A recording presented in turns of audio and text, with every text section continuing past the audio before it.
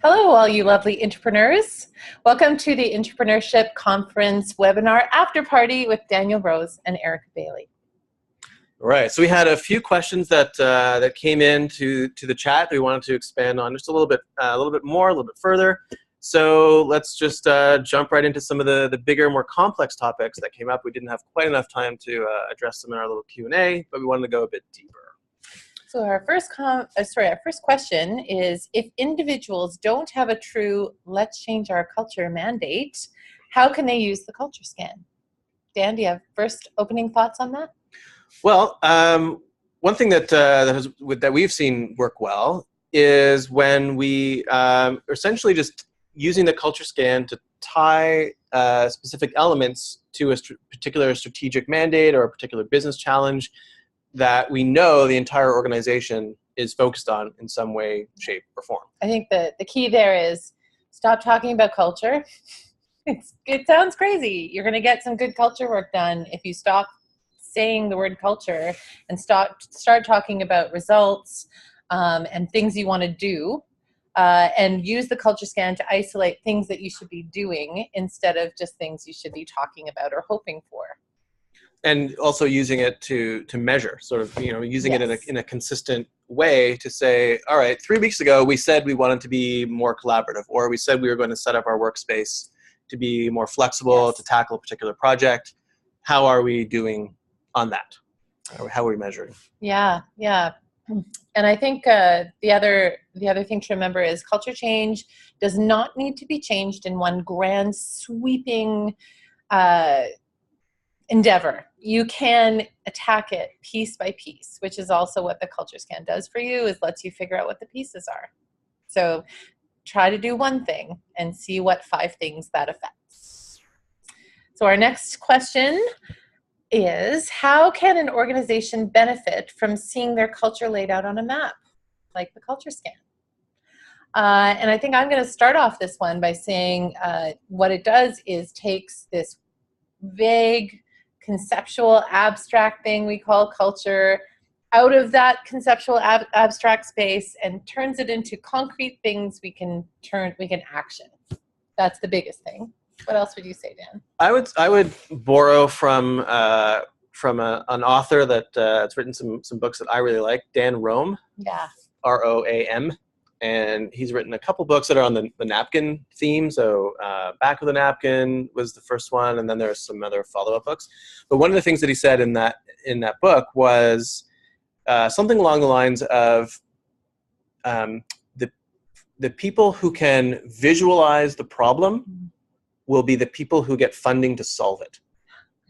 So in terms of speaking about the power of visuals or sketching or doodling or whatever it might be, just visualization in general, if you can take a map or some kind of representation of a particular problem or challenge and say, here's where we are, here's where we want to be, and use a visual to augment the narrative or the verbal, what he says is that, if you can visualize it, then you'll get action to solve it.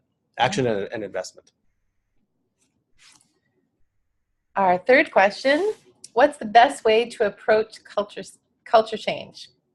Such a big question, eh?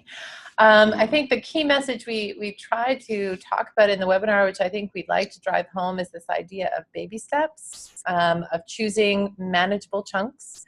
So these manageable chunks might look like, the first thing we need to do, which will not solve everything, but will change certain ways we behave, is to create flexible working spaces. That something about our organization is getting our work stuck because there's nowhere to do collaborative work. So that might be one manageable change that you can start, which might then affect how collaborative your groups are or how they invite alternative expertise based on where that flexible collaborative space lies in your organization.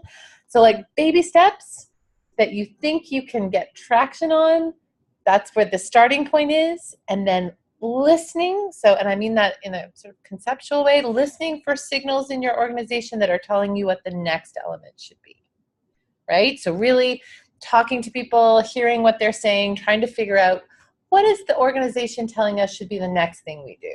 Is it co-creating with customers? Are people feeling like they don't have innovation capability? Do we need to do that next? So really just trying to figure it out. Yeah, I'm thinking of a story, so going back many years when I worked at a large telecom company. There was a big multi-year project that was being undertaken, and there was an opportunity to really do that project differently, do it collaboratively, and it was about there was this opportunity for the VP of the group to give up his office and work amongst the people, and set up that office environment with rolling whiteboards and other furniture. But the furniture sent the signal. It sent the signal that this is how we do things on this project. So when that project started, it was 12, 15 people. But as the project unfolded, there were hundreds of people added to it. So when they came into the space and joined the team, there was signals sent of this is how we do things around here on this project, on this team, on this floor.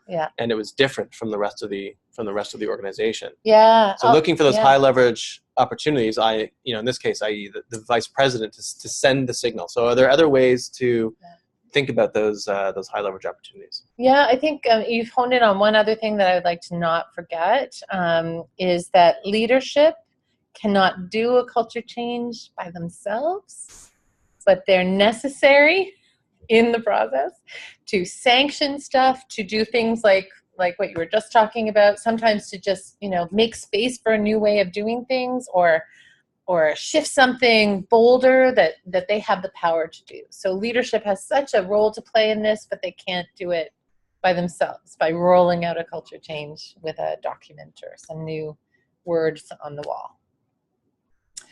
All right, question number 4. How long does it usually take to see an actual culture change take place? So we did talk a little bit about this on the webinar, and there is a journey. So it's kind of, I do say to people often that it's kind of like weight loss. That if you are on a journey to lose some weight, let's say you're trying to lose a significant amount of weight, which might feel like the same challenge as making a culture change. You're not going to only realize that at the end, when you've lost the 50 pounds or whatever you're trying to do. You're going to realize it 10 pounds in, right? Or 5 pounds, when you start to feel a bit better, right? You start to feel like things are looser, things are starting to improve. So you will see signals 1-2 months in. If you're really doing things and people are engaged, or at least you have a small group of people who's making some changes, to really realize the embedded new behaviors, I would say a standard time frame that we usually see in doing this work is about 18 months, 12 to 18 months. It's an investment, but it's worth it. And there are ups and downs during that journey. Yeah, and I'm just sort of reminded of a story I just heard yesterday, which was, so we have a client at a large bank joined the bank in order to drive service design and innovation within the organization. And just this week, we learned that he won one of the more prestigious internal awards for doing great work. So, and how long has he been there? He's been there about a year. A year. So a large organization, like, one that you would consider to be the stodgiest, right? In terms of, big old bank.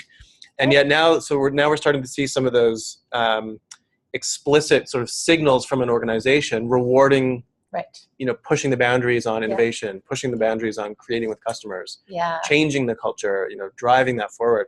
So it's no longer the rabble rouser or the positive deviant, as we might call them. It's they're now getting the highest awards of the organization for doing different work. So it's now starting to become, these are signals of this is how we do things around here. And other people at the organization will say, oh, he won that award.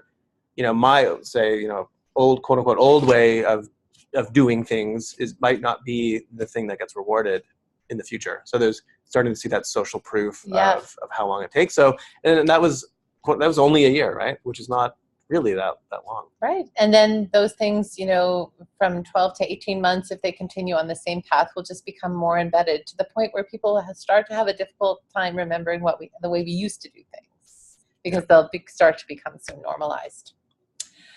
That being said, you may have these moments where you're saying, well, I've been working on culture change for 6 years and nothing's changed.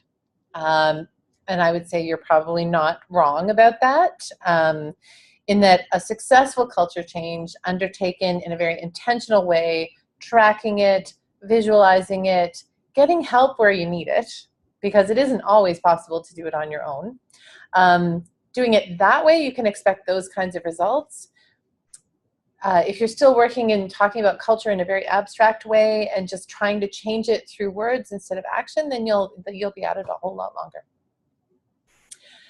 All right, question number 5. How can an individual get their executives involved in culture change? That's a good question. I would say the first thing, because there are probably many answers to this question, is to avoid talking about culture change for the sake of culture change. Tie it to results. Make a case, right? There's so much data out there to say that culture needs to support what you want to do. So focus on what you want to do. I've found that the conversation about risk is also can be successful. So we saw some questions about that on the webinar about how do we talk about risk or failing. So what I found successful is talking about the risk of not doing innovation, and also talking about what experimentation could and should look like in an early stage. So, what we've heard, let's say, working with government bureaucracies is, we're very risk averse. We don't want to be a headline in the newspaper. We can't just, launch things into the public where, there could be health and safety issues, and all those things are 100% true. So what it means is that it's all in that upfront, very early stages of being able to experiment with new ideas, bringing in customers or citizens or stakeholders to engage early and often, so that risk of doing something down the road very publicly and very expensively is mitigated. So good innovation, good learning, good experimentation is a risk mitigation strategy. Yeah. So no executive, no leader wants a giant project to go live that doesn't meet needs or puts people in danger. So I would say, in terms of how to get executives involved in culture change, it's a little bit of a fear, uncertainty, doubt thing, and say, listen, executive team, we don't want to launch something that doesn't meet customers' needs or is dangerous. So we need to engage in this type of behavior early and do these kinds of innovation activities early, such that we don't do something that puts the organization at risk.